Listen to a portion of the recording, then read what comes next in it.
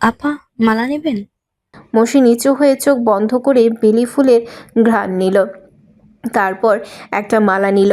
তাসিন মেয়েটাকে মালার দাম দিয়ে দিল। মৌসি মেয়েটার মাথায় হাত দিয়ে মিষ্টি করে হেসে মালাটা মেয়েটার হাতেই বেঁধে দিল। তাসিন এটা দেখে আরেকটা মালা কিনে সামনে এগিয়ে গিয়ে এক জায়গায় বসলো। মৌসিও পিছু পিছু গিয়ে তাসিনের পাশে বসলো। তাসিন মৌসির হাতটা নিজের কোলের উপর রেখে বেলি ফুলের মালাটা হাতে বেঁধে দিল। তাসিন মালাটা হাতে বেঁধে দিচ্ছিল আর মৌসি গলায় আবেগ ঢেলে বলেছিল, ভালোবাসবেন আমায়? আচমকা মৌসির মুখে ভালোবাসেন আমায় কথাটা শুনে চমকে তাকালো তাসিন। মৌসির মুখে ভালোবাসা অর্জন করে নেয়ার আকুতির ছাপ, চোখে ভালোবাসা পাওয়ার তৃষ্ণা। তাসিন কিছুটা সময় মৌসির দিকে চেয়ে রইল। সে যেন ভাষা হারিয়ে ফেলেছে। যে কথাটা মৌসিকে বলার অপেক্ষাতেই এতদিন পার করেছে সেটাই তার মুখ থেকে শুনল আজ, তাও এত আকুতি ভরা কণ্ঠে। তাসিন যদি আগে থেকে ভালো না বাসতো তাহলে এই চোখের মায়া ভরা আকুতির দিকে তাকিয়ে এখনই হয়তো প্রেমে পড়ে যেত। মৌসি কথাটা নিচু করে আবারও বলল, আপনাকে আমি কারোর সাথে সহ্য করতে পারি না। এটা কি আমার দোষ বলুন? আপনি আমাকে ভালো না বাসলে এক্ষুনি বলে দিবেন। আমি আর মায়া করে আপনার দিকে তাকাবো না। আপনি রাগলে আপনার চোয়ালের দিকে তাকালেই কেমন যেন লাগে আমার। সেটা আর লাগবে না। এক কথায় আমি পুরোপুরি সব অনুভূতি থেকে বের হয়ে আসব। আজ আমি আপনার জন্য সেজেছি। আপনার জন্য মায়ের কাছে মিথ্যে কথা বলে বের হয়েছি। আজকে সারা দিনে যত আপত্তিকর কাজকর্ম করেছি সব আপনার জন্য। এবার বলুন, আপনার মনে আমার জন্য জায়গা হবে, না মন ভেঙে ফেলতে হবে আমার? মৌসির কথা শুনে তাসিন ঠোঁট টিপে হাসল। তাসিন হাসছে বুঝতে পেরে মৌসির চোখ তুলে তাকালো। তাসিনের হাসি দেখে মৌসির ভীষণ রাগ হলো। কষ্ট হওয়ার দরকার ছিল, কিন্তু কষ্ট না পেয়ে রাগ হলো কেন? কারণ মৌসির অবচেতন মন বলছিল পজিটিভ কিছু ঘটবে, সেইটাই ঘটল। তাসিন মৌসির সামনে হাঁটু ভাঁজ করে বসে হাতে থাকা গাড়ির চাবির সামনে ধরে বলল, তুই কি আজীবনের জন্য আমার হবি? মৌসি কিছু সময় চুপচাপ থেকে উৎকণ্ঠিত হয়ে বলল, আরো ভালো করে বলুন, সুন্দর করে প্রপোজ করুন। তোকে ছাড়া আমার একদম চলবে না। তুই কি আমার গাজর ধনেপাতার সবজি খিচুড়ি হবি, হেলদি প্লাস টেস্টি? তাসিনের কথায় মৌসি হেসে ফেলল। সেদিন থেকেই দুটি মনের মিল হয়েছিল, শত স্বপ্ন দেখা শুরু হয়েছিল। তারপর থেকে জুটিয়ে সবার চোখ ফাঁকি দিয়ে প্রেম চালিয়ে গেল। সে খুনসুটিময় প্রত্যেকটা মুহূর্ত তাসিনের গলায় কাটার মতো বিচ্ছে। একের পর এক সিগারেট ধোয়া আর পুরনো যত স্মৃতি। মৌসি এই কয়দিনে একবারও খেয়াল করেনি তাদের বাড়ির ড্রয়িং রুমে স্পেস থেকে পাশের বাড়ির জানালা দিয়ে অর্ধেক কাহিনী দেখা যায়। আজকে আজব একটা কাহিনী চোখে পড়ল তার। সেদিনের হো হো করে হাসতে থাকা ব্যক্তি মনে হচ্ছে খুব বিশ্রীভাবে কান্না করছে। মৌসি একটু এগিয়ে গিয়ে ভালো করে দেখার চেষ্টা করলো। আসলেই ছেলেটা কাঁদছে। চৌধুরী বাড়ি সেজেছে লাল নীল আলো আর গাঁদা রজনীগন্ধা ফুলের মিষ্টি গন্ধে। পুরো বাড়ি জাঁকজমক সজ্জায় সজ্জিত হয়েছে। চারিপাশে মৌ মৌ করছে কাঁচা ফুলের সুবাসে। বাড়ির শেষ সীমানা পর্যন্ত লাল নীল হলুদ আলো জ্বলছে। আনন্দে উৎসবে মুখরিত চৌধুরী বাড়ি। তাসিন মেরুন রঙের টি শার্ট আর কালো ট্রাউজার পরে ডেকোরেশনের কাজ দেখছে। এখনও হলুদের স্টেজের পুরো কাজ সম্পূর্ণ হয়নি, সেটাই খুঁটিয়ে খুঁটিয়ে দেখছে সে। এক সপ্তাহ আগে ঘরোয়াভাবে ছোট করে এঙ্গেজমেন্ট করানো হয়েছে। বাড়ির সবার মন ভার। আফিয়ার বিয়েটা পিছিয়ে দিতে চাচ্ছিলেন আহসানুল চৌধুরী, কিন্তু তাসিনের কথা অনুযায়ী পৌঁছাতে পারলেন না তিনি। তাসিনের জন্য কারো মন খারাপ করে থাকারও উপায় নেই। কারো মন খারাপ থাকলে শান্ত চোখে কঠিন স্বরে বলেছে, কারো যদি এক ফোঁটা মুখ থেকে হাসি সরতে দেখেছে, আজীবনের জন্য এই বাড়ি থেকে বের হয়ে যাব। এখানে শোক পালনের কিছু নেই, কেউ এই বাড়ির মাথা হয়ে যায়নি। তাই যে তাকে মনে রেখে শোক পালন করে দিন দুনিয়া ভুলে যেতে হবে। আফিয়ার বিয়ে হচ্ছে, বাইরের কারো নয়। আর আমিও মারা যাচ্ছি না কারো শোকে। তাই আমার শোকে তোমরা সুখ হতে হবে। সবার মুখে আমি হাসি দেখতে চাই।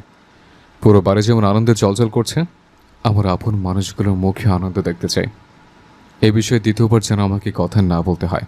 তাহমিনা চৌধুরী তাও হু হু করে কাঁদলেন। তাসিন বিরক্তিতে ভ্রু কুঁচকে চোয়াল শক্ত করে বলল, আমি বিয়ে করতে চেয়েছিলাম, ঠিক আছে, তবে তাকে না পেলে বাঁচবো না, বিয়ে দিতেই হবে। এইটা বলে তোমাদের হাত পা ধুলো জোরে জোরে করিনি, তাই আমার সামনে ফ্যাচ ফ্যাচ করে দিনরাত কাঁদবা না। তাসিন কঠিন স্বরে মায়ের সাথে কথা বলেছে বুঝতে পেরে মাকে বোঝানোর জন্য মায়ের সামনে গিয়ে নরম স্বরে বলল, আমার হাতের কাজগুলো গুছিয়ে নিয়ে আমিও ধুমধাম করে বিয়ে করবো মা। আফিয়া চলে যাবে, বাড়ি ফাঁকা ফাঁকা লাগবে। তোমার জন্য লাল টুকটুক একটা বউ এনে দেব। বউ শাশুড়ি মিলে কুটকুট করে ঝগড়া করো, কেমন? তাহমিনা চৌধুরী কিশোরীর মতো অভিমান ভরা কণ্ঠে বললেন, আমাকে কি তোর দজ্জাল শাশুড়ি মনে হয়?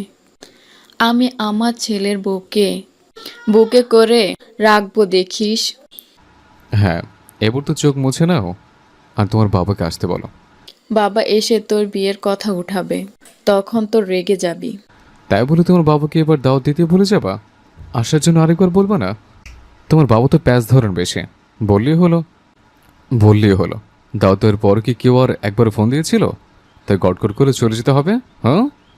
তাহমিনা চৌধুরী ছেলের পিঠে একটা আলতো করে থাপ্পড় মেরে কিশোরীর মতো খিলখিল করে হেসে উঠলেন। তাসিন এই হাসি দেখে স্বস্তির শ্বাস নিল। যাক, কিছুটা অন্তত হাতের মুঠে আনা গেল। বাড়ি জুড়ে মেহমান। মুনতাহা বেগম আজও এই বাড়িতে আসেননি। তাহমিনা চৌধুরী জায়েরা মিলে মুনতাহা বেগমকে ডাকতে গিয়েছেন। মুনতাহা বেগম আসবো বলে এখনও ঘরবন্দি হয়ে আছেন। মিশনের ফ্লাইট হয়ে গিয়েছে। নিশান, নওশিনরা সবাই চৌধুরী বাড়িতে। মুনতাহা বেগমই পাঠিয়েছেন সবাইকে। মাফিনরা সবাই চলে এসেছে। তন্নিকে হলুদের আগের দিনই রশনি গিয়ে নিয়ে এসেছে। তিহান মৌসি চলে যাওয়ার পর থেকে স্বাভাবিক জীবন শুরু করেছে। বুক থেকে ভার নেমে গিয়েছে তার। আখি, তোয়া, জুই ড্রয়িং রুমে ছোটাছুটি করছে। নওশিন আফিয়ার হাতে মেহেদি পরিয়ে দিচ্ছে। বাকিরা সিরিয়ালে বসে আছে। আফিয়ার মেহেদি পরানো শেষ হলেই তারা পড়বে। এই প্রথম মৌসিকে আশেপাশে না দেখতে পেয়েও তিহানের মনে শান্তি লাগছে। বুকের মধ্যিখানে শূন্যতার ঝড় বইছে না, বরং আরও স্বস্তির শ্বাস নিচ্ছে। মৌসির সাথে হোয়াটসঅ্যাপে প্রতিনিয়ত যোগাযোগও হচ্ছে এখন। তিহানের মনটাও খুশি খুশি। আফিয়ার মেহেদি পড়া শেষ হলে চেয়ার টেনে একপাশ এসে বসল সে। আখিকে দিয়ে নিজের ফোনটা আনিয়ে মুখস্থ নাম্বারটা ফোনের স্ক্রিনে তুলে ডায়াল করল। সঙ্গে সঙ্গে অপর প্রান্ত থেকে কলটা কেটে দেওয়া হলো। আফিয়া যতবার কল দিল অপর দিকে থেকে ততবারই কেটে দিল। প্রিয় মানুষটার এরূপ আচরণ আফিয়া মানতে পারছে না। আফিয়ার আশা ছিল শেষ পর্যন্ত তার প্রিয় মানুষ তাকে নিজের করে রাখার জন্য ছুটে আসবে, কিন্তু আফিয়ার ভাবনা ভুল ছিল। তার ভালোবাসার শেষ পরিণতি ছিল ভালোবাসার মানুষের কাছ থেকে পাওয়া প্রত্যাখ্যান। রশনি মেহেদি পরে মিশানকে ভিডিও কলে দেখাচ্ছিল। মিশান রশনির হাত দুটো ভালো করে পর্যবেক্ষণ করে কণ্ঠে মেঘি রাগ নিয়ে বলল, তোমার হাতে আমার নাম কই? রশনি টেনে টেনে বলল, বাড়ির লোকের প্রশ্নের মুখে তুমি পড়বা না আমি পড়বো জান। মিশান মাথা চুলকে মুখটা কাচুমাচু করে বলল। থাক, লিখতে হবে না। রশনি ঠোঁট টিপে হেসে বলল, তুমি না বললেও আমি লিখতাম না। মিশানের রসকসহীন মুখটা দেখে রশনি খিলখিল করে হেসে উঠে তার দিকে তাকাতে বলে। কামিজের ডিভাইড হাতাটা উঠিয়ে কোণের উপরে মেহেদি দিয়ে লেখা মিশনের নামটা দেখালো। ক্ষণিকের মধ্যে মিশন হেসে ফেলল। মিশনের হাসি মাখা মুখটা দেখে রশনিও হাসল। মৌসি আর্চাকে নিয়ে সামনে একটা বাঙালি শপে যাচ্ছিল। পথের মধ্যেই মৌসির হাতে থাকা ফোন বেজে উঠল। স্ক্রিনে হিমেল শিকদার নাম দেখে মৌসি কল রিসিভ করল। হঠাৎ কানাডায়? ডিরেক্টর সাহেব খুব ভালো একজন প্রডিউসার পেয়েছেন। তোমার বাড়িতে গিয়েছিলেন নিউজটা দেওয়ার জন্য। আমাকে তো উনি ফোন করেননি। তোমার বাড়িতে গিয়ে জানাবে বলে ফোন করেনি মনে হয়। ইভেন ওনার জন্মদিন ছিল, তুমি নাকি উইশও করনি, তাই মনে হয় একটু রাগ করেছে।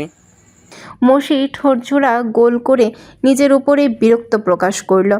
গতবার মৌসির জন্মদিনের সময় শুটিংয়ের জন্য দেশের বাইরে ছিল তারা, কিন্তু ডিরেক্টর সাহেব মৌসির মন খারাপ করতে দেননি। দেশের বাইরেই খুব বড় করে জন্মদিন পালন করেছিলেন। ডিরেক্টর আজমল সাহেব বললেন, জন্মদিনটা মানুষের জীবনের অন্যতম সবচেয়ে সুন্দর একটা দিন। এটা কাছের মানুষদের মনে রাখতে হয়। বার্থডে গার্ল আর বয়দের চমক দিয়ে ভালোবাসা প্রকাশ করতে হয়। অনেকে বলে ভালোবাসা প্রকাশ ঘটায় একটা নির্দিষ্ট দিন ধরে হয় না, এমনি এমনি হয়ে যায়। যে ভালোবাসে সে এমনিই বাসে আর প্রতিটা দিনই বাসবে। কিন্তু ভালোবাসা প্রকাশ করার জন্য দু একটা স্পেশাল দিন ধার্য থাকলে মন্দ হয় না। এই দিনগুলো একান্ত তার হয়, তাই এই দিনটা কাছের মানুষেরা মনে রাখলে খুশি হয়, জীবনের সুন্দর মুহূর্ত কয়েক ধাপ এগিয়ে যায়। ডিরেক্টর আজমল সাহেব বয়স্ক হলেও নিজের জন্মদিন নিয়ে তিনি খুব আশায় বসে থাকেন। নিজের জন্মদিনটা খুব উপভোগ করেন, এমনকি কাছের মানুষগুলোর জন্মদিনও উনি মনে রাখেন। আর সেই মানুষের জন্মদিন মৌসি ভুলে বসে আছে, এজন্যই তিনি ফোনে যোগাযোগ করছেন না। আমার মাথা থেকে বের হয়ে গিয়েছে। নতুন মুভির স্ক্রিপ্ট পেয়েছো?